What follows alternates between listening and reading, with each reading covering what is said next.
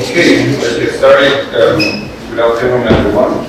Welcome to the last event of our academic year. And today we're delighted to have this interesting topic today, which is Unpacking Populism, Nationalism, and Democracy, Serbia, Hungary and Armenia. And once again, I'm not going to underline the importance of the topic and how timely it is. And for that purpose, to discuss this, I'm very glad that our colleagues Uros, Prokic and Nikoghosyan agreed to present their insights about this important topic and also share some of the observations. So let me start with Uros Prokic. Dr. Prokic joined us this year. He holds a PhD in Public Affairs and Policy from Portland State University, Oregon. He also has an MA degree in International Studies from the University of Sydney, and received 2 BA degrees in Philosophy and Religion from the American Public University. Uros Prokic was previously a researcher and political science lecturer in the Mark O. Hartfield School of Government at Portland State University, teaching classes in theories of comparative politics, war, and morality, as well as nationalism, international politics, and organizations and European politics. His expertise lies in the cross-section between political theory, comparative politics, and international relations, and specializes in acculturation models, autonomy policy, and issues of national identity in the ex-Yugoslav context. Dr. Nikoghosyan is a graduate of the Russian-Armenian Russian-Armenian Slavonic University with MA in International Relations and PhD in Political Science in 2011. Before joining, he worked as a visiting fellow at the Center for Strategic and International Studies at Washington, D.C. After that, he was at Duke University as a Magdalena Yashid visiting scholar at the Center School of Public Policy in Durham, North Carolina. And he has also completed an advanced certificate program at the Fletcher School of Law and Diplomacy at Tufts University, Massachusetts. Between 2017 and 2018, he served as aide to the President of the Republic of Armenia. Dr. Nikoghosyan is an author of a number of peer-reviewed papers and expert reports published in Armenia and abroad, and he specializes in global order and international security. With that, I give the floor to our speakers. We expect to speak around 45, 50 minutes, and after that we'll have a Q&A session. So, gentlemen, Okay, and thank you guys for coming out this Friday. I know it's finals week, slowly approaching, but thank you for taking the time out and coming out. So, what's our plan today? Well, our mission, I think, for me and my colleague is threefold. On the one hand, we really want to look at what's the relationship between populism, nationalism, and democracy. And we're going to do that through a comparative case study, right, between Armenia, Serbia, and Hungary. Our mission is threefold, so we're going to first look at the theory behind nationalism, populism, and democracy. We're going to define them specifically. I think in political science, we deal with many times what we call perceptually stretching terms, right? Democracy is loaded. Nationalism, what we mean by nationalism is loaded, and so we pack a lot of different things in that. That's our first order of business, so we get an academic grounding. Our second order of business is to look at what does populism really look like empirically, right? In Armenia, in Serbia, in Hungary. And finally, we'll end with some conclusions, takeaways, lessons from this comparative study. And interestingly, for the purposes of discussion, actually, honestly, we have different conclusions, right? Mine will be more apologetic. I will provide more of an appeasement between populism, democracy, and nationalism, whereas Dr. Nikoghosyan will find it more alarming conclusions and something to think about as you go into your winter breaks. So, that's how we're going to proceed. So you surely came out here, you read a lot, you see the news constantly, headlines, very relevant topic, all over different news media talk about US business leaders concerned about the rise of populism and nationalism worldwide, right?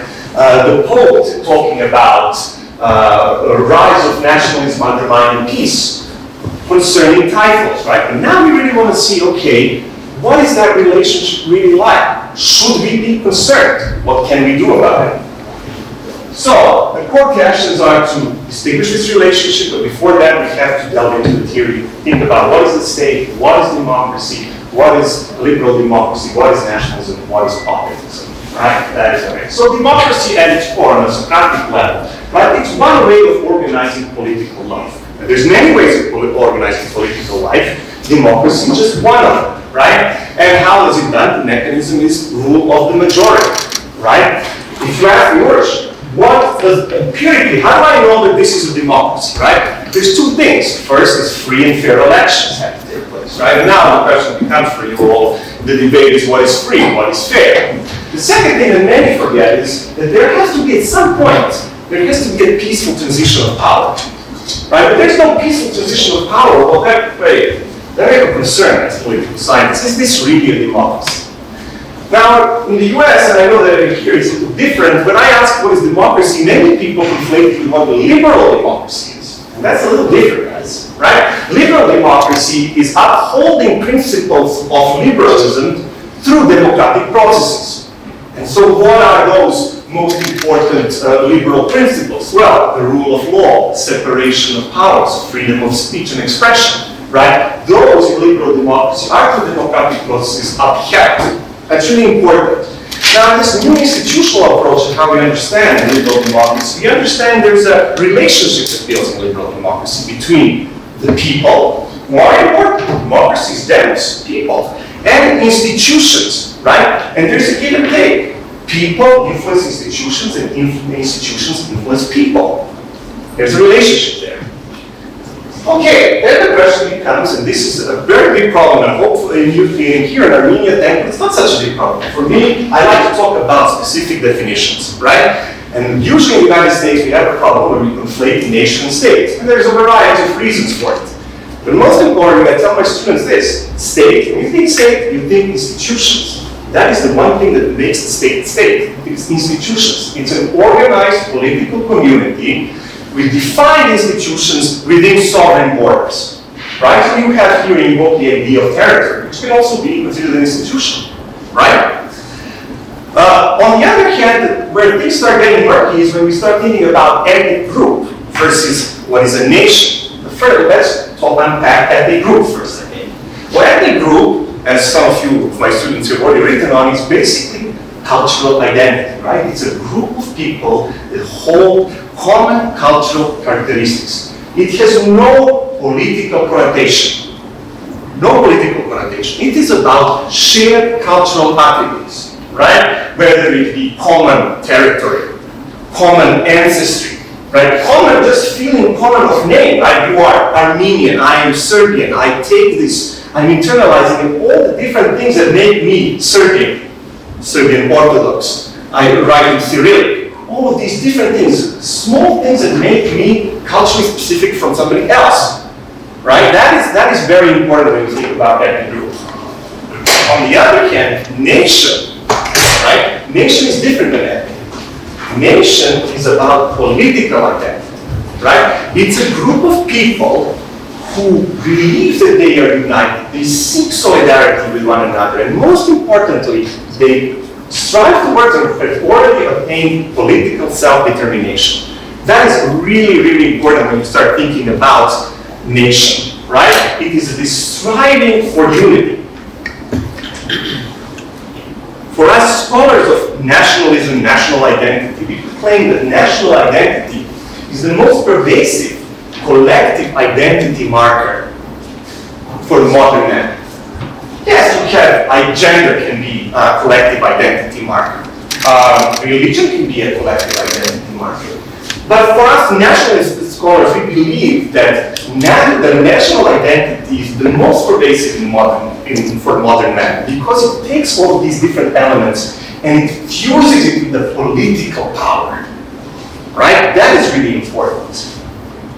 So, then the question becomes, what is nationalism, right? Well, nationalism at its core, if you think about layman's terms, it's this feeling of we-ness, right? We are together, we belong together, we strive to be together.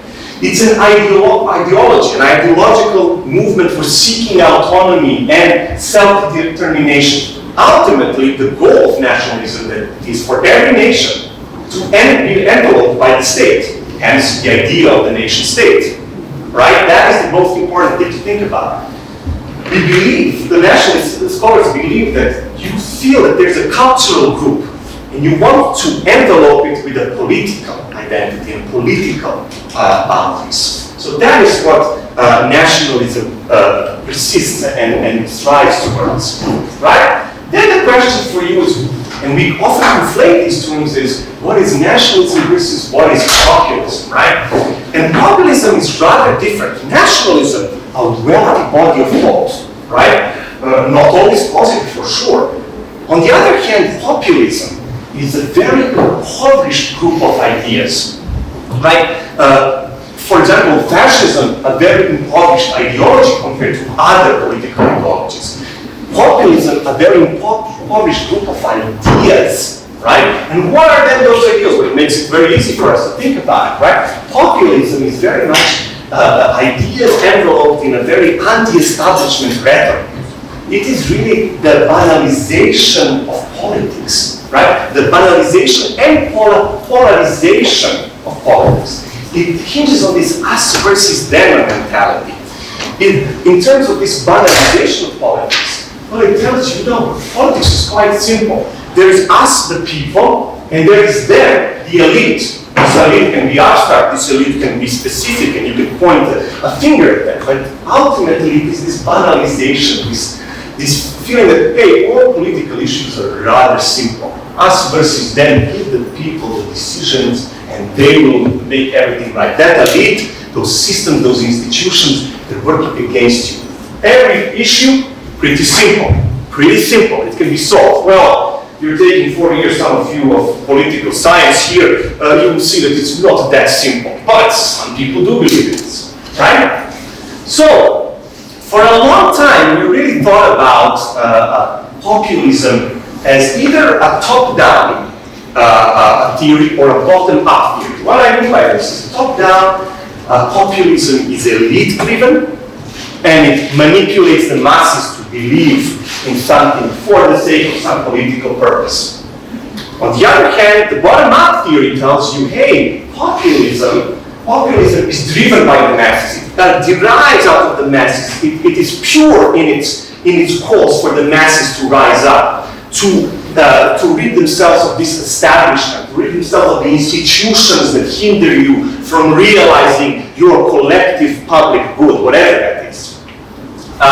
Lately, one of my colleagues at the University of Zagreb, Mark Grdišić, writes a very fascinating book, The Shape of Populism, with a case study on Serbia. He says, you know what, don't think of it as necessarily a bottom-up theory or a top-down theory. Don't think of it that. Think of it as a fractal phenomenon. What he claims is, basically, populism is about constant elite and mass interaction. And empirically, you can look at it through discourse influencing mass mobilization, right? The discourse usually coming from the elites, the mass mobilization, the people actually embracing it and reacting to it. And it's a constant give and take, right? One successful discourse ignites a mass mobilization movement, and that mass mobilization movement influences elites to pent up their energy for further causes. So it's a fractal phenomenon. Most of all, he contributes to the literature on populism and tells you, you know what is so interesting about populist discourse? Populist discourse is actually a kind of lie. It tells you, all of this populist discourse tells you, you people matter. You all matter. And you know what? You are homogeneous as a group, and you are strong as a group, and you can make change. You are the ones who are industrious. You are the ones who lead politics. You don't need these institutions. These institutions hinder you, for God's sake. Instead, you are the ones who can embrace this, who can make change. On the other hand, through his case study, he tells you, you know what, the only problem is that what you're left with is this producerist discourse leads to very alienating outcomes. Outcomes that, in fact, you become totally disillusioned by political life. Because in fact, people are influenced by institutions, and institutions influence people. And so what you thought was you having a change, you can be the force of change, is actually you're left disillusioned and you become very apathetic to political life. And that's what him is the big concern, that through populism you become extremely apathetic to political life. So, the question then becomes for us, dear friends, is again, empirically, how do I know that this is populism versus something else, right? Well, Pappas writes an interesting article and he says, you know, populism is the antithesis of liberalism. Well, thank you, Pappas. Really, thank you very much. But I really want to know more about this topic. And he says, well, I will provide you with a wonderful little graphic, and we love our graphics at American universities. And he says, you know what, the characteristics of populism are the following. It's reliant on charismatic leadership, right? It's focused not on institutions, but on this one single man who is driving it, right? He is the legitimator of these populist demands.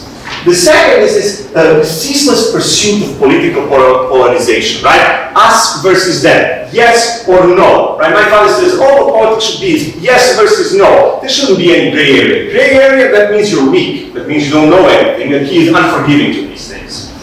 The third is this drive to control the state. What do we mean by that? Well, it's actually the destruction of institutions, right? These institutions become personalized. And in the case of our 3 case studies, we clearly see the destruction of institutions is evidenced with all of these populist examples, right?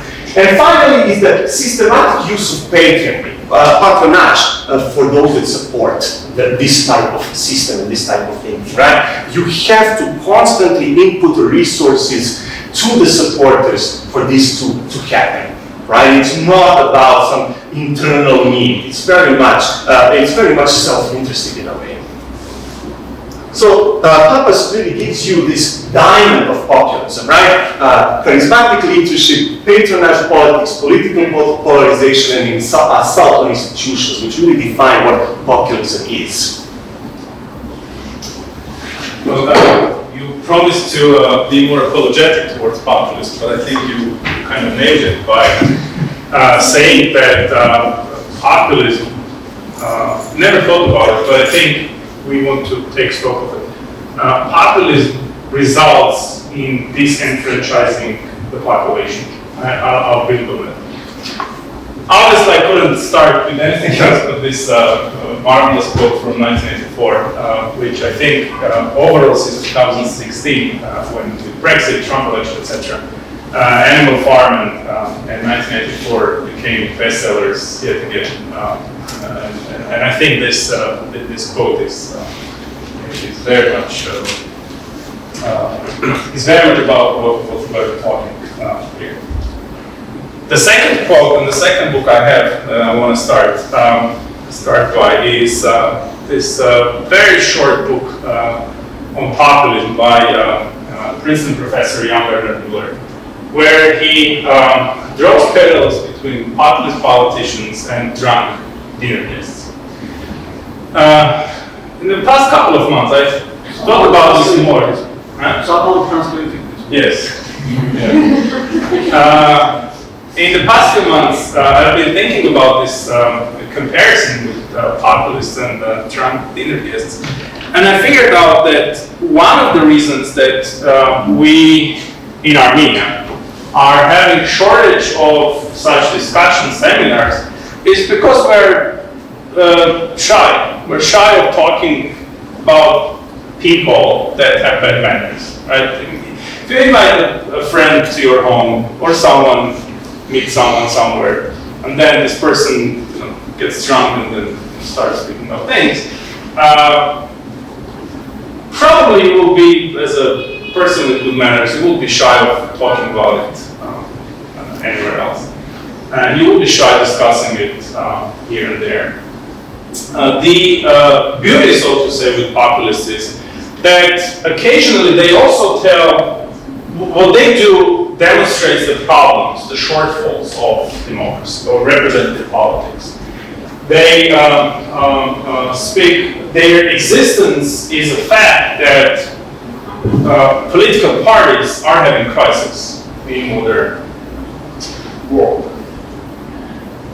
I think my colleague laid out enough on differences and common aspects between nationalism and populism, but just to dwell on it, both are us versus them, both have us versus them dichotomy. With nationalists, they speak about one nation being more important than anything else. And the cases that we'll be talking about have a number of things in common, but also they are different in their national composition. In both Serbia and Hungary, you have around 8 to 10% minorities, ethnic minorities. In Armenia, I think it's probably 1.5%, which is, and most of them are assimilated.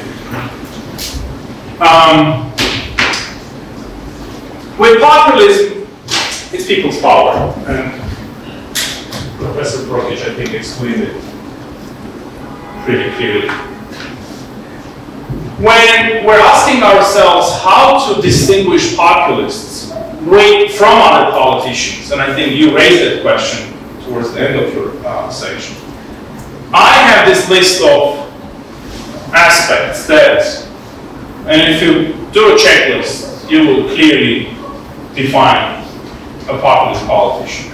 First of all, they always speak about people being a homogeneous mass, which is always right, and this is a very important component. People are always right. I believe this is something that most of you have heard continuously in the past 3 years in Armenia and longer in different other countries. Populists dwell on this homogeneous mass always having identifiable wishes, identifiable common collective will that they and only they can distill and represent and implement. They also proclaim exclusive representation. They say, we and only we can represent the people, and all other political parties and individuals are illegitimate. That is why populism, and I find this to be the most,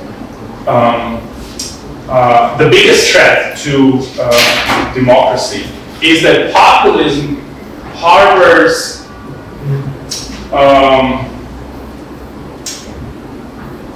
an ideology which is anti-pluralist. They are against other politicians, other political parties, simply because in their worldview there is no need in them. If they already represent the whole people, why the hell do you need any other politician or any other political party? And because they represent the will of the people, and the people is never wrong, so they're never wrong. Populist leaders are never wrong, because people is never wrong. Populist politicians almost always redraw constitutions. Almost always. Viktor Orban invented the whole new structure of the constitution by the oath to the Hungarian in the introductory part. And they always trivialize politics. I mean, those that study here for 4 years and then graduate not being entirely sure if they understand anything in politics. If populists in the future open universities, you study there a week, they'll tell you that you already understand everything. And obviously, charismatic leadership is what enables populism. When I was preparing to this presentation, I came forward to this news reports the other day on the outcomes of the elections to the local self-governance bodies in the majority of communities in Armenia. And what I find fascinating in these three snapshots is that this demonstrates the overall environment where we live, which enables populist leadership and enables populist governance. look at these three snapshots. If I'll try to draw a parallel. When you enter a supermarket, right, there are varieties of brands with same or similar products, different types of meals, toothpaste, etc. Right? And you always, shop for a specific brand, and then you end up recommending your relatives, neighbors, doing the same because you find it to be the best. It appears that in the media environment that we live, anywhere between Peru, United States, Hungary, Serbia to Armenia, the modern media gives a distorted picture of the reality by segmenting the population into different parts, which are able to shop for their own facts. Everyone is right. If you think that the opposition won, there are plenty of articles that will tell you that exactly the opposition won in the latest elections. If you think that the government party won, there are plenty of articles in mainstream and non-mainstream yellow pages that will tell you, yes, that the government has won. And I find this one to be the most fascinating. I mean, this is right. This is completely right. But the problem that this article is not telling you is that in this community, the participation rate was around 20% and there was no other candidate. Not that the other candidates were barred from running, but they just no candidate. Other parties didn't find it useful. So everyone is right. And in a situation where everyone is right, the facts become of secondary importance. Opinions matter.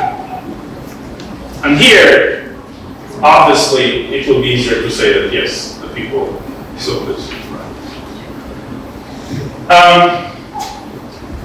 This book here was written in 1935 by already Nobel laureate Zygmunt Lewis.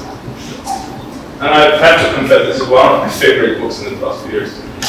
I've kind of overstretched its reading for a year and a half just because every page you turn was about the present reality. This book is about a political future of the United States when Roosevelt is not elected in 1936. Roosevelt, was elected a few times, more than two. And there are books in the United States about each time, what if Roosevelt is not elected? Basically, this book is saying that the governance by fascist parties in the party and leader in the United States is not impossible. And the main idea behind the book, which I recommend everyone to read, is it starts with this community meeting where the participants are sharing this narrative that fascism cannot happen here, it cannot happen here. And this other book, a more recent one, by the way, shortly after the release of this book, Zygmunt Lewis was sent to a psychiatric clinic.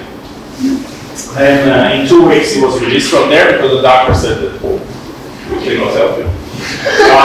But this book got skyrocketing sales after Donald Trump was elected in November 2016. Right? This other book by Hassan Stein has a very interesting essay about the title of this book, It Cannot Happen Here. And he says, he kind of tries to compartmentalize it can't happen and here. Trying to explain what those words mean and what really cannot happen here. By it, to simplify, it's authoritarian rule. So what are the guardrails of the authoritarian of democracy not to allow authoritarian rule to happen? Well, capture of state institutions. I think Professor Prokic spoke about it. It's not just giving handouts, so to say, to your loyalists, but it's also firing the professional civil servants from the in the government agencies and replacing them by loyalists, not necessarily having the same or similar professional qualities and capacities. By can't, the author means the impossibility. What is the safety net? What is out there to ensure that authoritarian rule cannot happen? Those are institutions, as we just heard earlier.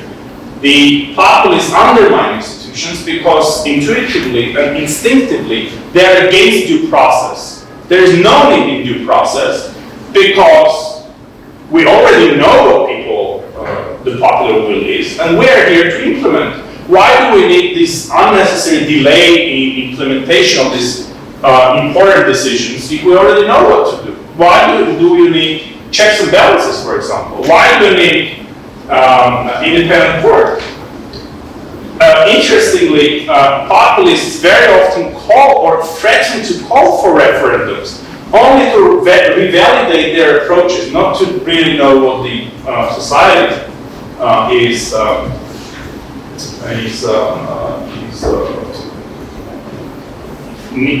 or wants to do.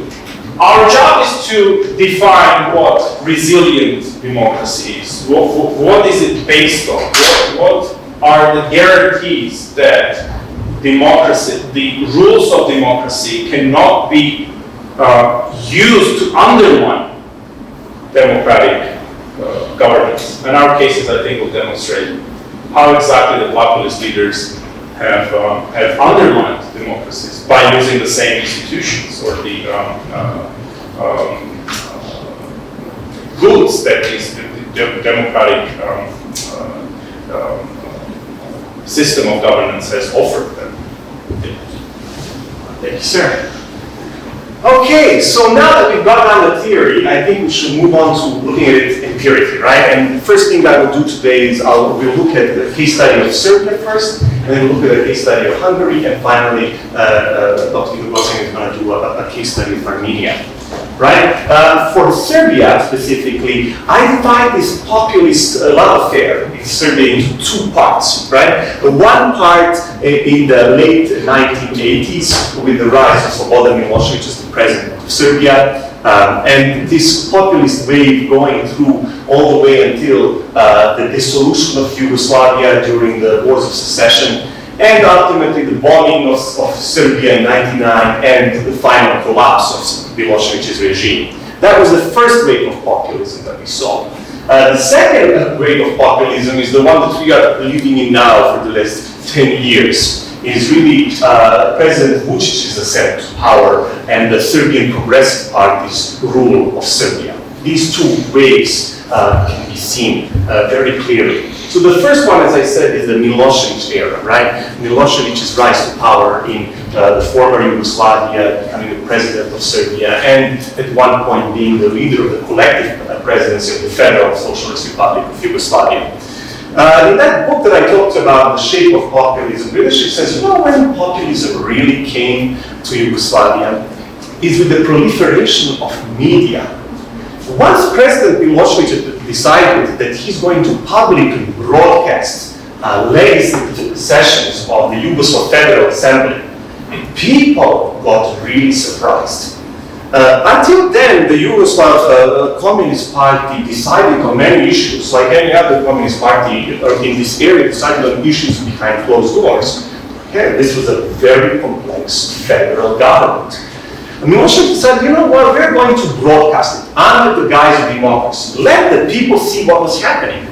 And you know what happened? Two things happened.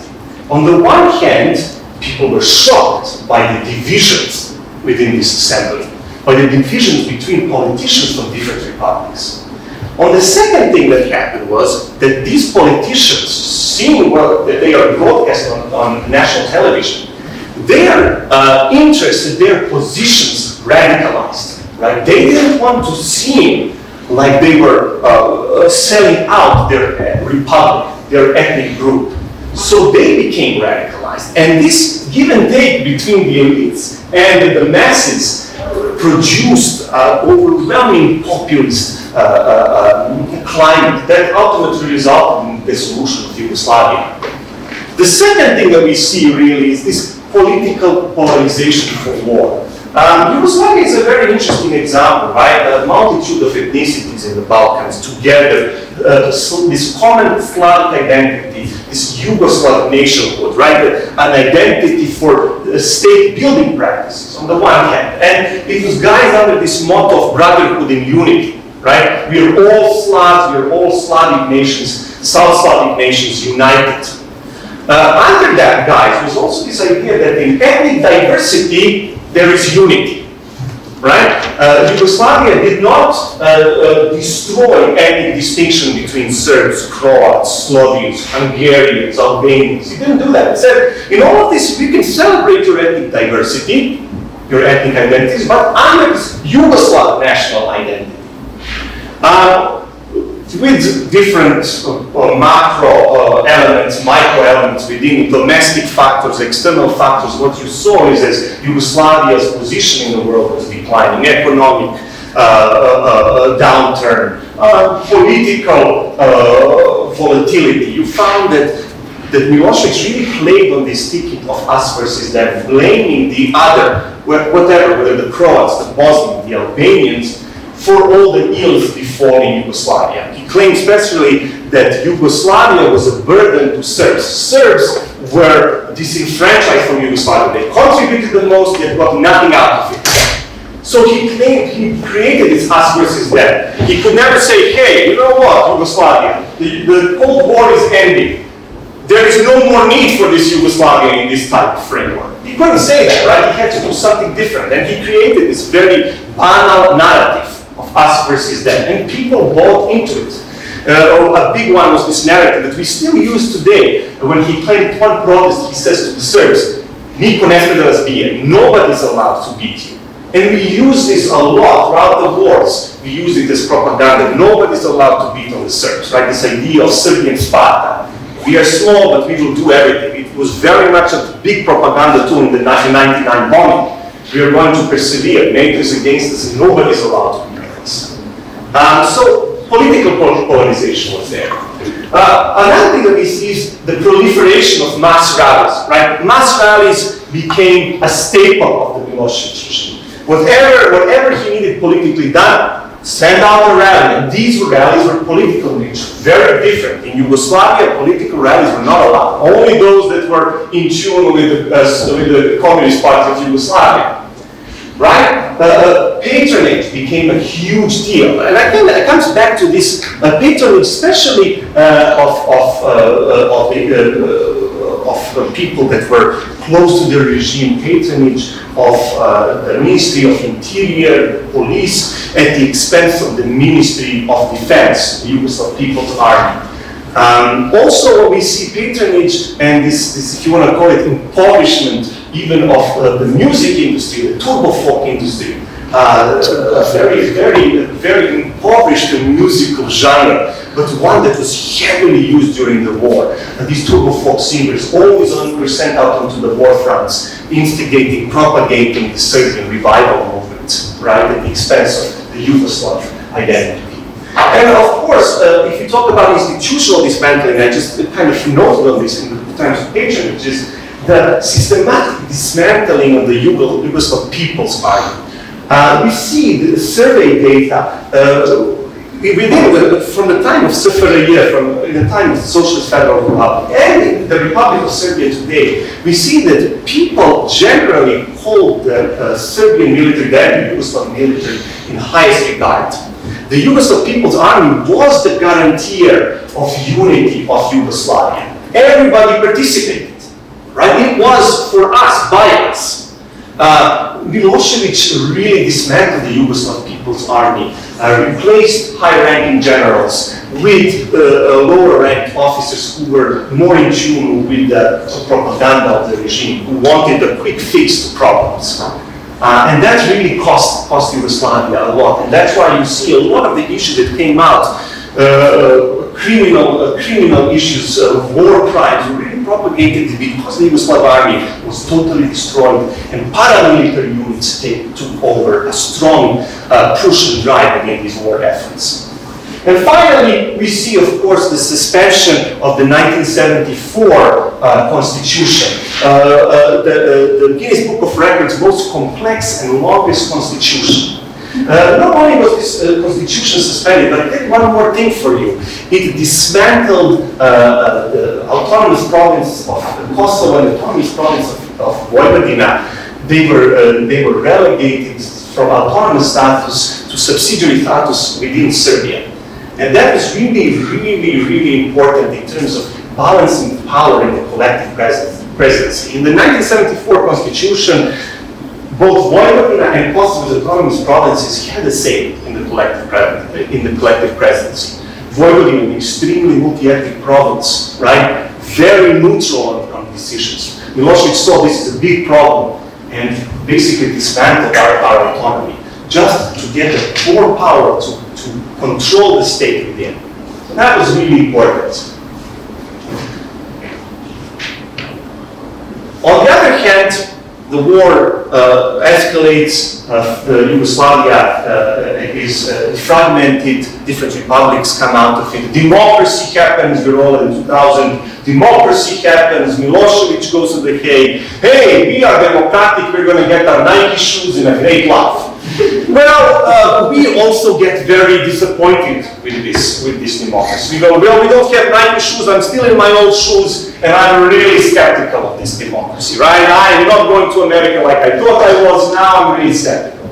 And in 2012, a former nationalist comes to power, right? The Serbian Progressive Party takes over. Alexander Vučić and his colleagues come to power in Serbia, and they really turn things around for us, right? He kind of nuances his talk of nationalism, of Serbian, greater Serbian nationalism, and talks about pragmatism. A lot of you went to the talk by the Serbian ambassador to Armenia, and she talks about pragmatism. What's all about pragmatism? Well, pragmatism, really a very nice technical term for our little populism that we talk about. One thing that Vučić does on the foreign relations front is he reignites the Serbian rejuvenation program. And one thing that you saw also from the Serbian ambassador, she talks about that we're dialoguing with everyone. Everybody's okay. Americans are okay, the Russians are okay, the Chinese are okay, you guys are okay. We'll compete with anyone. Just come to us, we love you all. Really speaks to Vučić's populist narrative, which is everybody is included. When they ask you, there's a joke, when they ask you in the Serbian Progressive Party, who can join? Anybody can join. You can be a leftist Marxist, you can be a fascist, hey, you're all welcome, we're all together. And it really speaks to the fact that the Serbian Progressive Party under Vučić is the biggest political party in Europe, bar United Russia. Putin's United Russia, right? 750 active members, right? It speaks volumes. Everybody's involved. We are a party of pragmatism. Another thing that he does really in this pragmatism is he tries to reignite this non-aligned tendency, right? Yugoslavia on the forefront of developing the non-aligned movement. The non-aligned movement is very good in a bipolar world. For many of us, we're very skeptical in a unipolar world in which we live, right? Whether a non-aligned movement, this non-aligned politics that Serbia is pursuing, right, sleeps with everyone apparently, is really great, right? Can it sustain? And the argument is no, it can't sustain. It can't sustain in the long run. Another thing that we see is this recommitment to the Serbian diaspora, especially the Kiri minority, right? The minority in Kosovo, the minority in Montenegro, the minority in Croatia, right? The Serbian Progressive Party under Vučić really speaks to these minorities. It says, hey Serbs, we're all together. We're building this virtual nation, right? We don't have to change the borders, right? That is gone. We can't do that anymore. But we can all be united. Come to us. We're all one homogeneous force, right? Now he neglects the fact that there is very big differences between Serbs in Croatia and Serbs in Serbia, right? That cannot go away so easily. But ultimately believing that we are all one homogeneous body, that we can all function together. And the last thing is really the simplification of our big problem. If you went to the ambassador's talk, a lot of the talk was about Kosovo, right? Everything's about Kosovo. When we talk about finance, Kosovo. Center of living, Kosovo. Kosovo, people, come on, Kosovo, it's about survival. All the time it's about survival. We have to be united, don't question. We have to be united. The Americans are looking at us. Kosovo. Kosovo is everything, right? You need a new watch? Kosovo. Pension? Kosovo. Kosovo is a huge securitization issue. And at the forefront, you see our dear friend Vučić, who goes, I'm the scapegoat. People, I'm the smallest. But I'm going to sacrifice myself. I'm going to sacrifice myself for you people. Kosovo. Right? On the domestic front, as I said, a party of pragmatism. Guys, we're all invited. Join the Serbian Progressive Party. Every single thing that happens in Serbia, from building a road to building a factory, mass rallies, we're all opening a road, 2 kilometers long, let's go, let's be there, right? Let's be participants. People have done it. Hey, Yugoslavia is back, we're strong, we're building roads, we're building bridges, we're doing all of these amazing things, right? Also what we see is this creating this omnipresent climate of fear for Vučić's life. Every day in the news media, he controls 95%. There's only 2 TV stations in Serbia that are not government financed. 2 news stations, interestingly, that are CNN affiliates. All of the others, every morning, good morning. There was an attack on Vučić last night. Vučić's life is in danger. His children are in danger. The opposition is attacking Vučić's children. Vučić's children, 24 years old. We're attacking them. Oh my God, protect Vučić's children. How dare we attack them, right? Continuous political campaign. Everything is a political campaign. Opening a factory, talking about pension systems. There's a strike out there, Vučić is there, talking to the people, right? Also, this very much disguise this idea that we are privatizing, we are evolving liberal economic principles. What we are doing is we are destroying state companies. They are privatized by Vučić party members, and what we see is immediately these companies, these factories, these media outlets employing dozens of people that are party members, right? Changing state property into party property, right? Another one. And of course, this attack on higher education, right? The bastion of institution, the University of Belgrade, institution of liberalism, constantly being attacked. The University of Belgrade finding out 2 of the ministers within their cabinet have plagiarized dissertations, which says, don't worry, ministers take 10 days off, write a new dissertation. So I hope that I can also write another one in 10 days. Right? In Hungary, quite similar. We see similar features. On a foreign policy front, again, virtual nation building. All right, Hungary has 3 million people outside Hungary's borders post-World War I. A big defeat for them. All of these people outside. Orban, the Fidesz party that came to power, really speaks to this virtual nation building, believing that Hungarians are a homogeneous force, right? And of course, there is an underlying motive. For example, in my research, I find that Hungarians in Serbia are 7 times more likely to vote for elections in Hungary than they are for Serbia, even though they've never been to Hungary, the majority. They've never crossed the border. Yet Orban and his government have been very vocal on embracing these Hungarians across borders, the kin minority, for the purposes of building this unified nation.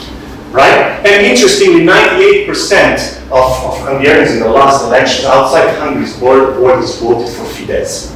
98%. So, political maneuvering or this altruistic Hungarian nation building effort, that is for you to decide, really. Right? Also, we see this personalization of institutions, especially the NFA, right? The Ministry of Foreign Affairs of Hungary, infused with party loyalists. Businessmen, not diplomats, businessmen. What we also see is, again, Fidesz, a catch-all party for everyone. Everybody is invited, right? Orban presenting himself a friend of both the East and West. Orban, even on this foreign policy, but also the domestic policy front, destabilizing traditional relations, right? Destabilizing relations with the EU. A constant attack and in a constant argument with the EU over farm subsidies, right? The EU attacking him for misusing farm subsidies, a big portion, a chunk of money that Hungary gets from the EU, and claiming, hey, this is an attack on Hungary, but this is an attack on you people. This is an attack on our culture, rather attack on corruption is the underlying problem here, right? So destabilizing these relations, destabilizing traditional partners, favoring China, Russia, refocusing, and in this refocusing, the destruction of all the traditions and institutions that Hungary has developed post fall of communism, right? And also this campaigning and banalizing very complex issues, one of them being migration. You take 15 weeks of a class, hopefully 15 years, 15 weeks on a class of migration. Orban will tell you, we can solve this in 1 minute. It is bad migrants, we are a cultural group that has to be preserved. Bad EU, they want to bring in these migrants, big problem. And again, a similar fact of dismantling institutions, whether it be the constitution, whether it be education centers, right? CEU, Central European University. If you saw what happened out there, a big political upheaval happened after the Central European University was disbanded in Hungary, right? What was throwing them out.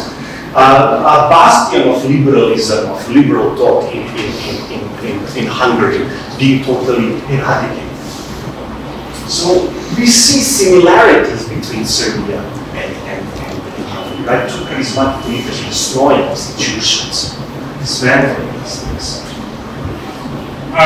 You spoke about the CEU, and I think the last president of it was my professor in Harvard, who went into academia after defeating political life. What you are explaining and describing in Serbia and Hungary has many commonalities in Armenia, but one difference is so acute that I cannot speak mentioning in this university. When all the noise and kind of criticism was all around Europe and the United States about CEU, more than a year after academics and universities in this country have been attacked, not only there was no criticism of this by international partners of this country, but also almost total silence within the academia, which I think, one reason of which I think is the disenfranchisement of people because of populism. Plus, we're shy of talking about Trumpists. Because we're not shy here, I'll focus on some commonalities that you discussed on Serbia and Hungary, and some of the things that we can add from our plate.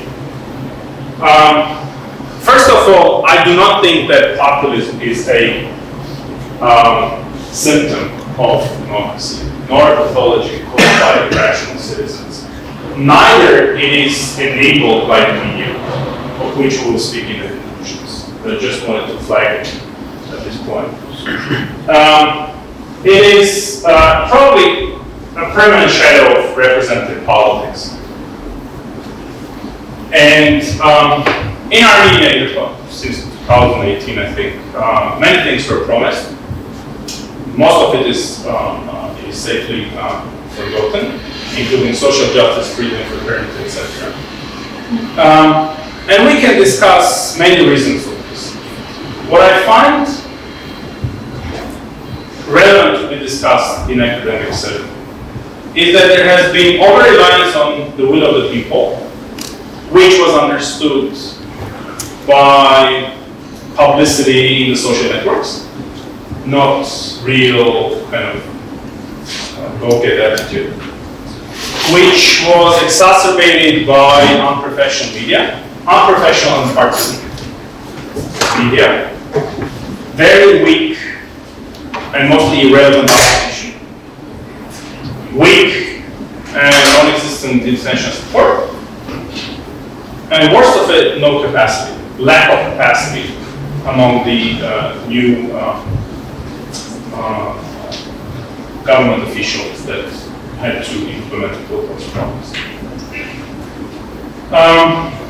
When you're saying that democracy understood in terms of free and fair elections, etc., I find it very dangerous.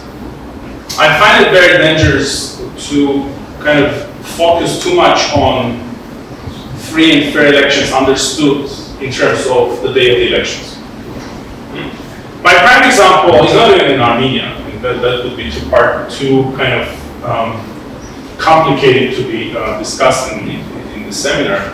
But my recent favorite example is the state of Georgia in the United States. Before the elections, they made sure that 1.4 million of the population in the state is disenfranchised. They are not allowed to vote, which allowed the incumbent governor to prevail. 50-point-something%. The vote was free in terms of everyone was allowed. I mean, there were no literacy tests, as it were 70 years ago, no beating of those that disagree. But just the system plus the gerrymandering and the division of the regions, electoral regions, was done in a way to ensure the victory of the incumbent. I think the last name is Kim.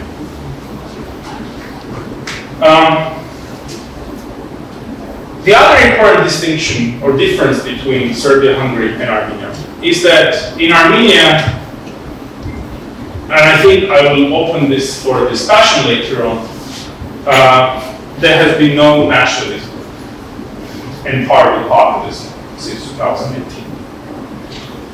Quite in contrast, there was this cosmopolitan kind of thinking, which was exhibited in the form of attacks on Armenian identity, either the church, the traditional school, the family. And here I'm not saying that I'm against of minority rights. I'm saying that the government took the other approach towards employing populism as a recipe for governance than nationalist narratives in Serbia and Hungary.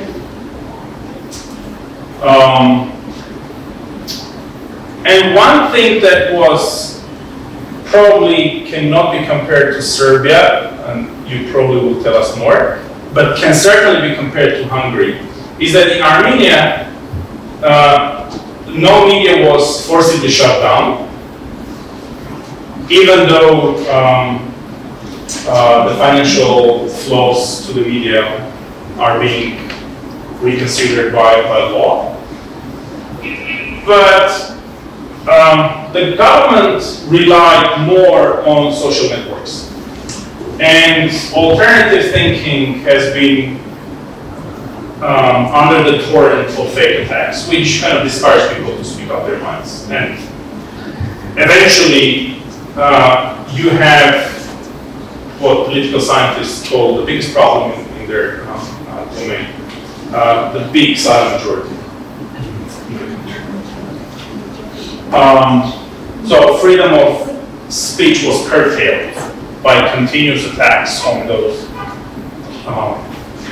Now, the worst of it is that the opposition decided to employ the same tactics, which further alienated most of the electorate, and you see this in the local elections. Here is, to fresh up, one example that I find particularly interesting and explaining the situation where we are now. In 2014, a postgrad, speaking of pledges, a postgrad student, part of the PhD effort, wrote a draft article, which his advisor liked very much and agreed to serve as a co-author, to co-sign his name. They published it, and the major conclusion in the article was that reasonable people can be talked out of homophobia. And this was so interesting for the rest of the academia, people doing research in this field, that they, out of interest, decided to dig deeper and improve their own research and thinking, etc. It was so interesting that they, in the process of digging deeper, they figured out that this was fake. The student, the postgrad student, just faked his research. But this is not the problem. I mean, students occasionally do that. Okay? His professor later explained, because he was also blamed for plagiarism. His professor later confessed that he so much wanted this conclusion to be legitimate that he didn't even care to check. He so much wanted this conclusion to be legitimate that he readily co-signed his name. In Serbia, Hungary, especially after the CU has been expelled. In Armenia, a lot of academic papers, reports have been produced. Before 2018, after 2018, on so many issues, with lack of academic integrity. I was reading an article, actually Dr. Dematosa poisoned my morning yesterday, reading an article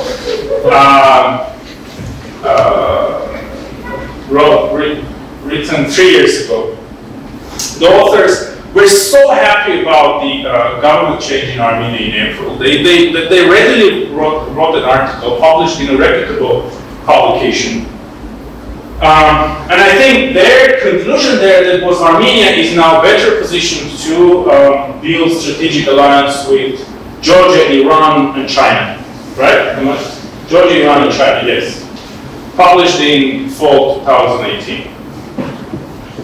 Even in fall 2018, there were many voices in Armenia saying that the foreign policy is leading to catastrophe and not to opportunities. And I'll get back to this in a second. The characteristics of 1821 governance. I listed them here. And I will not stop on every bullet point here, but on the commonalities. For example, the rallies that you mentioned in Yugoslavia by Milosevic and that now Vučić actively benefiting this as a democratic tool. We had this in Armenia, where there was proclaimed that the people in the Republic Square will be resolving both the criminal cases and the fate of Nagorno-Karabakh.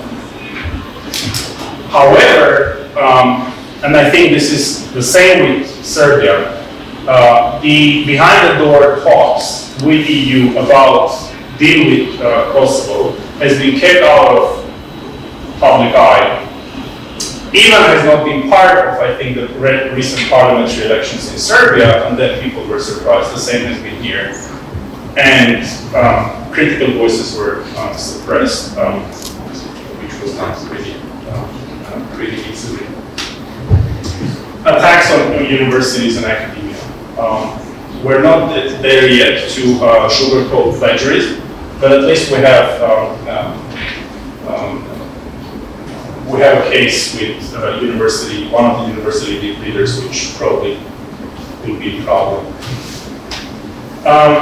Anti-pluralism is the other characteristic of the populist governments here, where the mainstream opposition figures and parties were sidelined and made irrelevant, I'll put it this way. Some of it was legitimate because they have not been great in the past. But this had very poor effects on decision-making capacities of the government. This almost on everything, this led the government in a situation of groupthink, and much of the government agencies parroting what the leader would say, which is your way of saying about personalization of politics, be that in the policy making, be that in the foreign ministry or in the case of Hungary or in other agencies in Armenia. Very shortly, I think, the other day I was thinking about this. We have been preparing for this seminar for 4 months, I think. So we had plenty of time thinking and editing our work. I came up with the conclusion that populist leaders have 3, possibly 4 cycles in their tenure. As opposition, they preach moralistic imagination of politics, this is a quote from Mueller. When in power, they blame the elites, seek division, and consolidate power. I think you were speaking about polarization, etc. And then at some point, they start doing everything to remain in power. I think Hungary is already in that mode, and certainly Armenia is. The state is the price for the populists, but it's also the mechanism for maintaining the price, draining the resources of the state. And I encourage everyone to have a look at this book. So these are populists. So populist politicians come and go here and there, and things may not necessarily be turned very ugly. I'll argue that for some countries it can be okay, and I'm not talking about the United States. Here, the United States, that was a pathology. Now probably it's over for some time before it creates another social network. With Hungary and Poland, they can play with populism. They can make populism as a tool for governance. Why? Because they're part of something bigger. They're part of the EU. And Brussels will eventually put a straitjacket on these countries during the tenure of populists, and certainly make things right after. Greece probably is one good example. And Serbia and Armenia do not have that, should I say luxury? Do not have that opportunity or safety net, so to say. And that is creating a lot of problems. The governance in Armenia has been endless campaigning, same as Professor Prokic mentioned about Hungary and Serbia. Continuous campaigning on anything, COVID, war, anything. And my favorite example, just not to make it too sad, is the summit of the Francophonie in Armenia in October 2018. It was planned long before, etc. We're not going to touch on that. The Armenian Prime Minister got selfies with most of the guests around the table, and some of the guests, such as the President of Chad and his wife, are claiming of horrendous human rights abuses in their country, which is a tradition in Chad, with his Harbor, etc., before, after. But for a man with human rights kind of credentials of social justice, etc., he just benefited complete ignorance of the Armenian public. Neither this was discussed in the media, nor any politician raised it.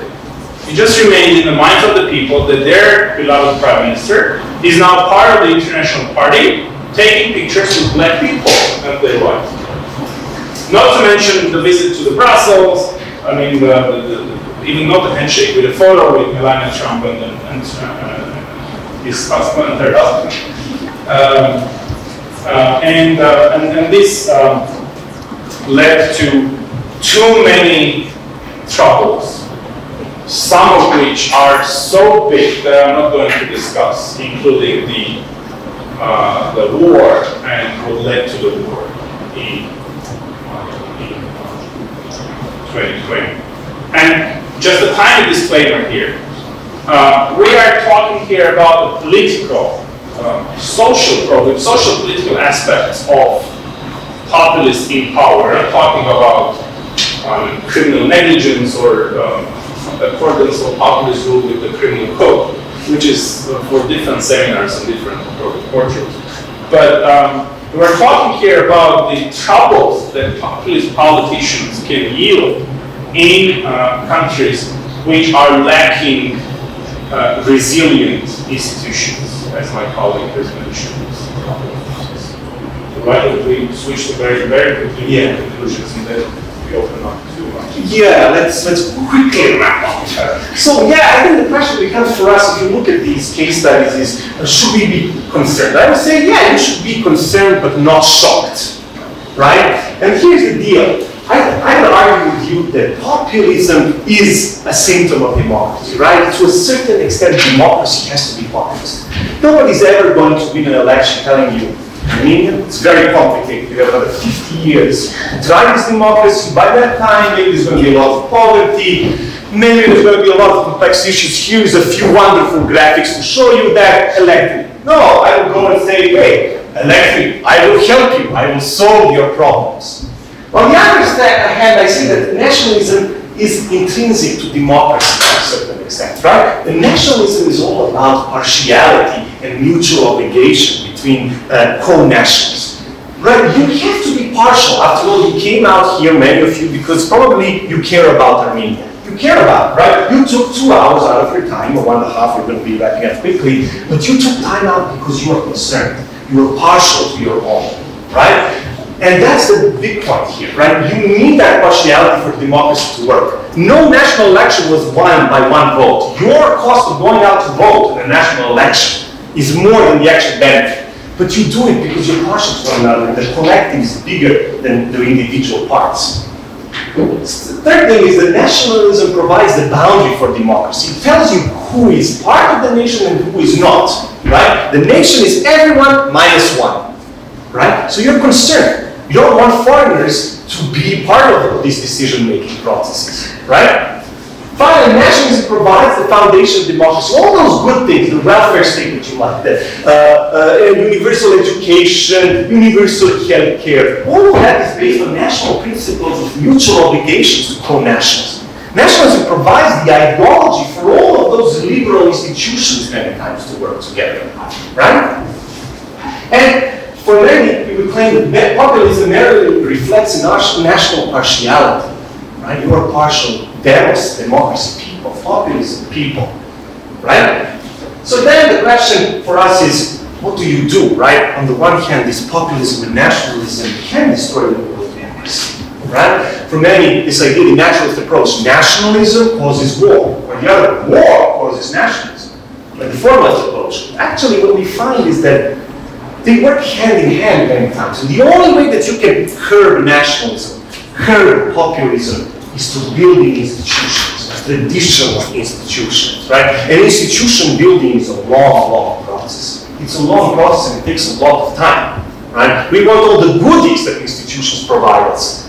But actually we have to put a lot of effort into build those institutions, to focus nationalism, to limit populism, and then we can provide and come to all the great outcomes that we want in a stable democracy, right? So institutions must serve the people, after all, that have created them. And finally, I want to claim one thing to you to think about, right? I would claim that, and Belmont does a great job in telling you, nationalism and national identity, it restricts the number of choices you have, right? In Armenia and Serbia, you can say, democracy can look at any way you want it to look at. Well, where do you start from that? Right? You can embrace Armenian national characteristics and fuse it into liberal democracy. Right? Create an Armenian-specific liberal democracy. Create a Serbian-specific liberal democracy. Right? Liberal democracy tells you can be anything you want to be. Well, the fact of the matter is, I will kind of destroy those dreams probably, and I would say, no. If you go down that route, you're constantly facing the complexity of choices, and you're like, where do I start? Where do I finish? I will leave my own conclusions to be I suspect there will be questions. I'll leave my conclusions to be tailored in my answers. Then I think I will leave on this slide while we'll be shopping for questions, if any. My own laundry list of how these things can be,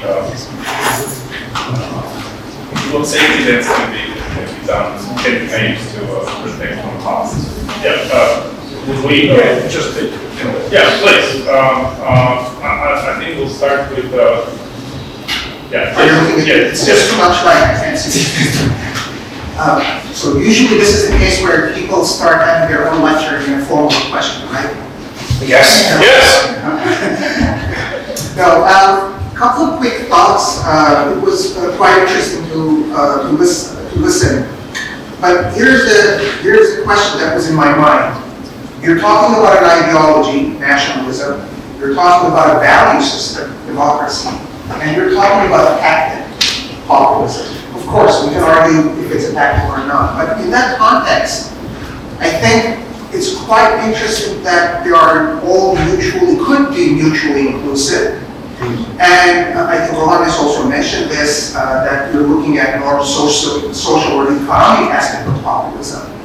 But it is very important to also look at ethno-populism, which started with Evo Morales, for instance, in Bolivia. Yeah. You can see that Orban utilizes it.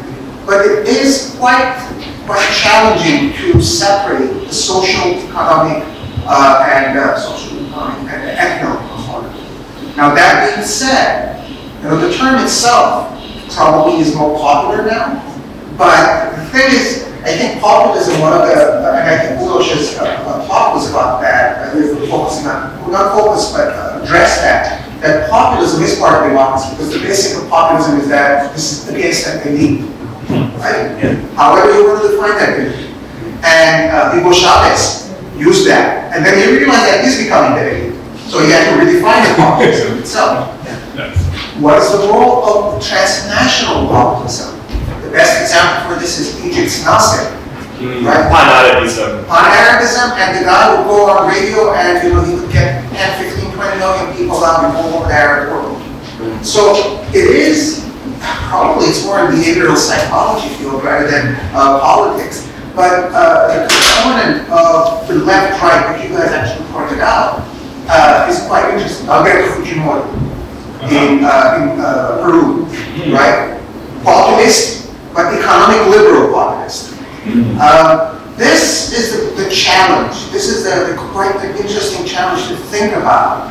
I think when it comes to the weaving and the interconnectedness of the three ideas, and probably just to make sure that this is in the form of a question. But no, it is a question. Having said this, I want to keep that context so that we wouldn't go on forever.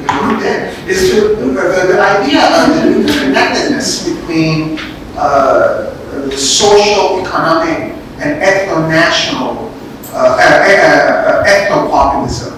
How do you look at it? How do you view it?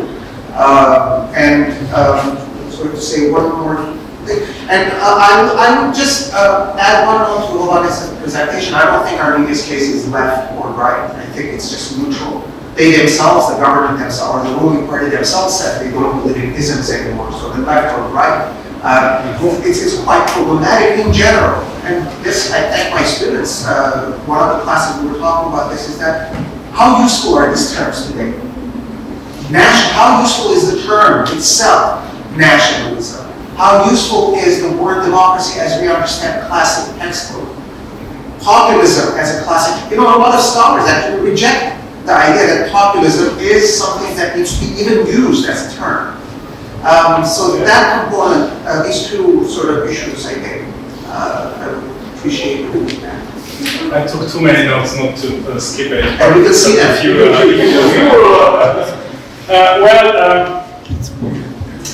Where should I start? I do not believe in parallels between nationalism and populism. I think those are very distinct and different. And I think this is what we also had some discussion earlier. And by the way, the quickest sub-question, the quickest answer to one of your sub-questions is that without regard to what the Armenian government has said, if they believe in any ideology or not, it is not for them to interpret their choices and decisions. It is for us to use theory to interpret what they have been doing. This is what I'm telling my students. You do not think that Trump, Bush, or anyone else is a realist or what. They are not academics. It is for us to use theory to compartmentalize their choices and decisions.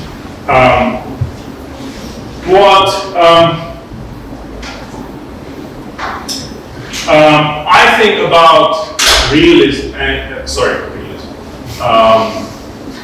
nationalism and populism. Both are, I think the only single common aspect is that both have us versus them dichotomy. With nationalists, they do not care if you are the elite or you are anti-elite. You are the other by your ethnic origin, in my understanding. Right? Populists say you may be the people without regard to your beliefs, minority status, religion, or any other aspect. You just have to be anti-elitist. You have to decry the elite. You have to be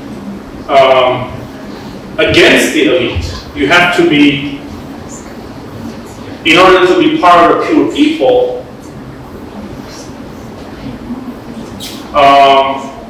I, as the charismatic leader, have to recognize you as such. If what I'm saying makes sense. For nationalists, it's pretty clear. I mean, you have your ethnic origin, you have your belief and system of beliefs and religion. With populists, it's different. And nationalists, I do not believe in civic nationalism, disclaimer. But even civic nationalists harbor this idea of rule of law, fraternity, etc. And they say, I mean, populists are eventually going that direction. But I think those are very, very different. And I do not, populism can be looked at, and this is the last sentence, populism can be looked at both as a strategy or tactics of holding power, of achieving power, and of maintaining power.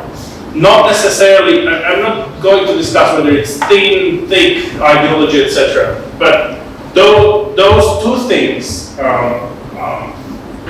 nationalism and populism, to me, are completely different. Completely. Yeah. To your question, really, does it really matter to call it populism or nationalism, right? I would say there would be a big danger if you don't call it, if you don't term, right? If you don't term it, then that therefore doesn't exist, right? So where do you end up? Is that all then just politics, right?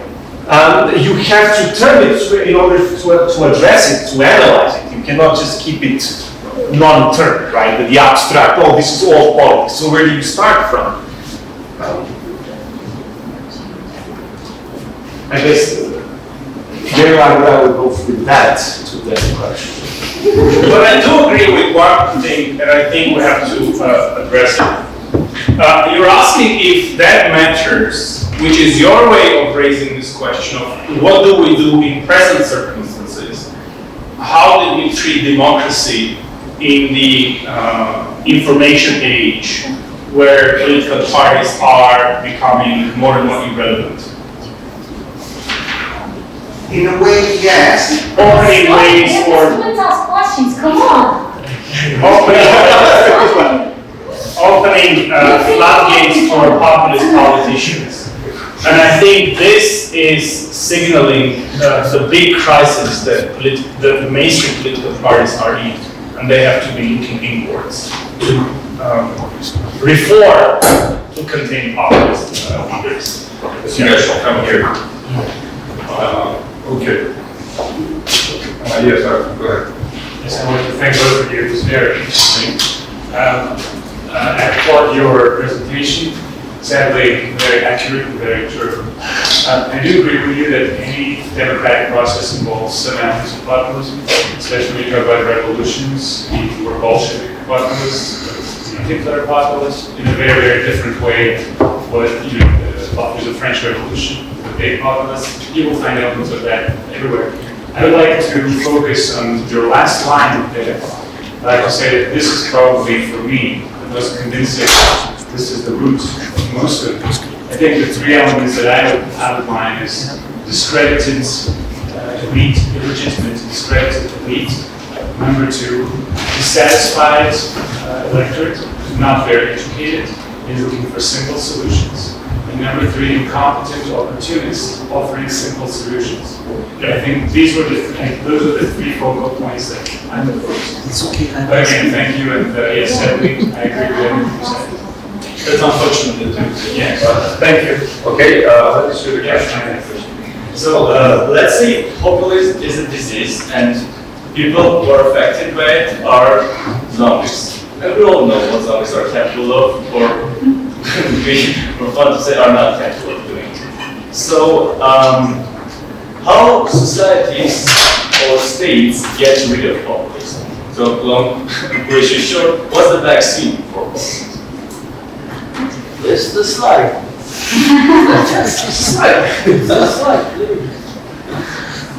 Okay, so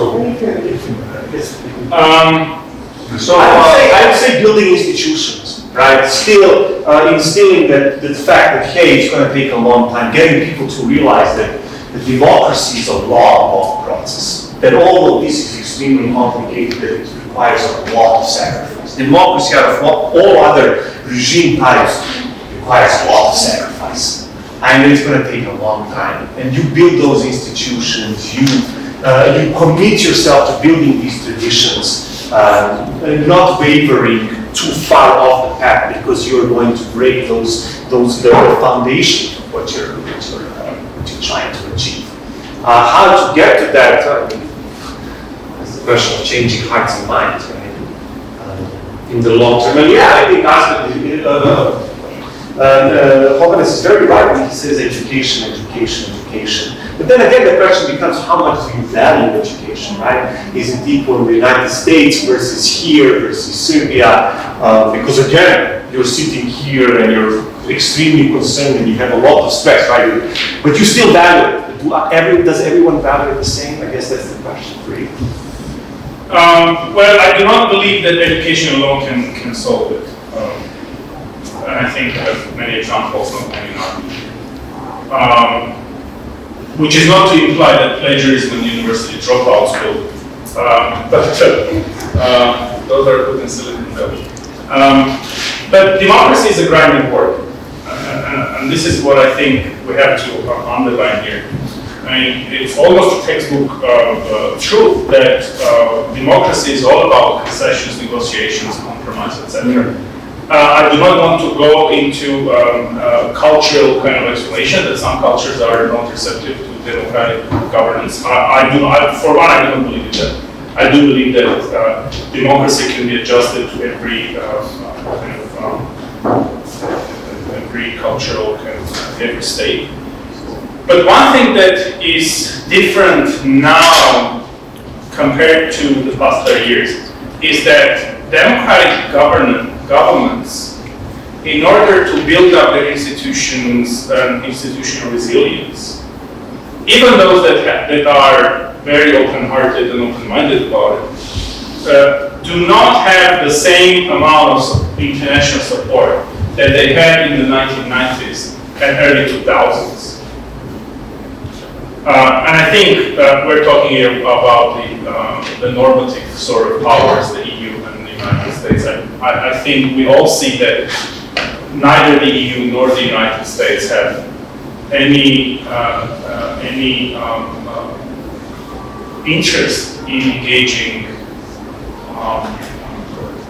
in helping emerging democratic kind of regimes to stay sustainable and to make the reforms. You see some window dressing kind of initiatives, police reform, etc., which is the same in Armenia, Georgia, Ukraine.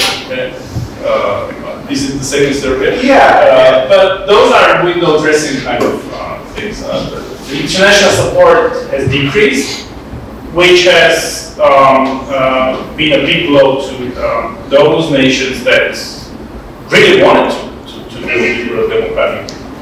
You know, I read an interesting text 2 years ago. It was like, I don't remember the name. It said, you know what the problem with democracy is that we are visual creatures, right? The problem with democracy is it comes down to service provisions. In the democracy, there's a lot of things, a lot of mechanisms happening behind closed doors within these institutions, very abstract, and somehow you get these goodies that you want. Right? And humans can't make that link between, okay, there's a lot of decision making, a lot of people were involved in this process, and this is the outcome that we got. Whereas with populist and autocratic rulers, whatever, all these different ideas is that, you know what, Vucic comes or Orban comes and he says, I built you a road, right? You get this connection very clearly between the decision maker and the public service outputs. And that's the big problem with democracies. How do you make it so that people actually see these workings in process that have actually come from, okay, there was a lot of stuff here, and here are the provisions that democracy has brought. Somehow, this labeling of democracy did that for me doesn't exist. We like to say, okay, you, El President, did it for me, or you did it for me, and okay, now I'm good with that. Right? That's a big problem with democracy. Do we have room for one? Yeah, I guess we can take two more questions. Please. It's all right. It's okay. First of all, thank you for preparing this wonderful presentation. 4 months. For 4 months, yes. I can imagine how tough it was. Thank you. My question is as follows. I have a business MBA background, so I kept always comparing in my mind as I was hearing you guys to an organizational standpoint. How will populism, or let's say even nationalism, be efficiently execute their duties as an organization? So for example, in a supermarket, customer is always right. So populism is always in the same sense, right? The people are always right. So in organizations, customer is always right until they are wrong, until it affects the business itself, until it hurts itself. So when does populism expire? Is there some kind of limit or threshold until that rightness starts deflecting wrongly upon themselves, hurting them instead of helping them? So that's the kind of question that I had and I wanted to ask. Yes. I think with second question, so I will wrap it up. Yeah. David. Dr. Prokic spoke about top-to-bottom populism, which is sometimes elite-driven. But what if it's driven by opposition groups to get the votes of the people during campaigns? This is what happened in Armenia, for example, during the last parliamentary elections, when we have seen accusations from both sides for betrayal and selling lands and so on and so forth. How can you explain the populism which is driven by opposition groups to challenge the incumbents or consolidate the society in a mass movement? Thank you. Yeah. Please. I will try to address this expiration bit. I think you should join our team for the next one. 4 months of work and we will be on board. But I'm saying to you, Let's see. you know what the problem is? The question becomes, when does the masses, when do they kind of become self-conscious? When do they realize what their place is in this decision-making process? Also, when can they become self-critical? Right? That's the big question with all of this. When does the masses understand that they are not a homogeneous force, but they also are self-critical of what can they really contribute? And I think that's a very hard question, right? Because you want to go for elections, but when they say, okay, now you're actually inputting this process, you're like, what are the solutions? So I don't know. But we know as a collective, and maybe you know, right? So this effect of self-critical thinking, where are you in this decision-making process? That's where the expiration date comes, when you actually realize that all of these decisions are really, really complicated, right? I think there would be maybe no. Yes. I don't know if we're going to be friends anymore. I think my favorite thing. Yeah, I think this is demonstrating where, with or without reaching the expiration date, populist societies that endured populist governance end up with, and you all know this, right? I covered 5 questions, and I really want to very quickly answer all those. Expiration date and David's question on opposition.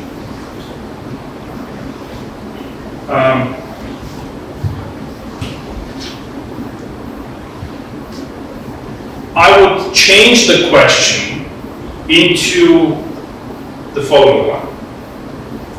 Can the society erect a certain safety net, I'm overusing this word today, to protect itself against populists? No. No.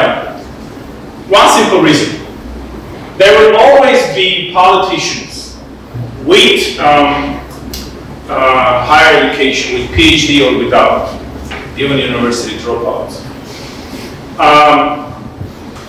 that will aspire to use shortcuts to gain more votes. And in the age of social networks, and I reiterate my earlier claim that media is not the enabler of populism.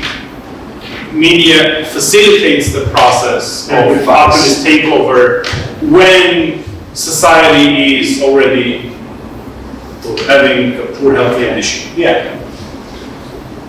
There will always be politicians, opposition, position, whatever, that will aspire to. But there are reasons why they do not come to power in Germany and Austria, or in Denmark, or in Netherlands. Strong political parties that have feedback mechanism with their electorate, with their support base. Earlier, I think you said about this agoras, marches, continuous campaigning, rallies, etc., which is a feature of democratic parties. I think in Germany, you don't have that, or in Austria, unless few times in the electoral period. But there will always be politicians that will come forward to use the populist toolbox. Oversimplification will always be the beloved method of political, I think I'm going to use this word, charlatans, when they would aspire to challenge the elite. And they will all, because of socio-political situation in every country, there will always be a certain segment of the population willing to buy this oversimplified answers to their problems and give their voice to this. I find irresponsible politicians. But this is not a reason to shut down the social networks. That will lead to authoritarianism. The problems of populism cannot be cured with less democracy. They can only be cured by more democracy and more pluralism. I already earlier said, I quoted actually Mueller by saying that populism is the permanent shadow of representative politics, with or without democratic characteristics. Russia is one example. But I want to end up with my recent favorite book, written in 1940s and then second edition 1950s. It's a French author, Julien Benda, and his book is Treason of Intellectuals. Earlier I was talking about the poor Columbia University student writing faked conclusions and faking his data in the 2014 article. One of the most important guardrail towards populist takeover of public space. Yes, populist takeover of public space, not necessarily government. That can also be opposition. And very often it is opposition, right? Because that is the way to win votes. The government can win votes by good job. Sometimes they do a good job in many countries. So Benda says that in 1930s and 1940s, public intellectuals in places like Italy, Spain, France, they have sugar-coated and condoned fascism.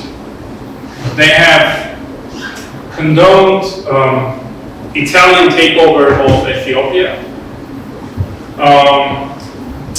Hitler's takeover of Austria, even the Vichy government, the puppets of the Nazi regime in part of France. And he says the intellectuals, instead of criticizing for what they were saying that, okay, we have to recognize the facts and depart from here. And he says, these all things, could probably have happened. Intellectuals could be, executed, etc. But they have betrayed their public duty. That is what I'm saying. That is why I'm happy that such events are being enabled by this university. That that allows free and open discussion in academic framework of these issues to finally lead to an invention or discovery of appeal against or vaccine against populism that I only find through education, but not education. Okay, I guess we can let's close this discussion. Obviously, there are many questions because this, after hearing one idea, one assertion, a couple of other ideas come to mind so that we can have a discussion. And I believe we should, speaking of education, courses like some of the courses that we offer at PSIA and the PDPG, we should include some of the components of education that can deal with idea of populism. What factors brought populism to power, how populism is popular, and in order to make it so that our students can be better prepared for those discussions about populism. We should not try to stay away from this, but rather try to engage this in discussions, at least have 1 or 2 topics per semester so that we can address the question of populism. With that, I want to thank our speakers. At the introduction, I forgot to mention that Nikoghosyan, 2 years ago, he translated the book of Jan Müller about what is populism. The Armenian translation is available. It was sold out, sold out in a few weeks. So I hope the second one is coming right, as you might be saying. So I really recommend I really recommend if you have a chance to read it. It's a very well written book and very well translated with lots of footnotes, and it can give you a very good idea in a very plain language what is populism, what to expect of it. This also ends up our seminars for this semester. Next semester there will be more seminars. This semester was a transitionary semester. We're not sure how to convene, how to keep the security regulations, but the next semester there will be more such seminars and students will be more engaged in the seminars because, as we usually do, we ask students to read the papers in advance and be discussants during the PSIA seminar. So stay tuned and good luck with your final exams. Thank you, everyone. Thank you.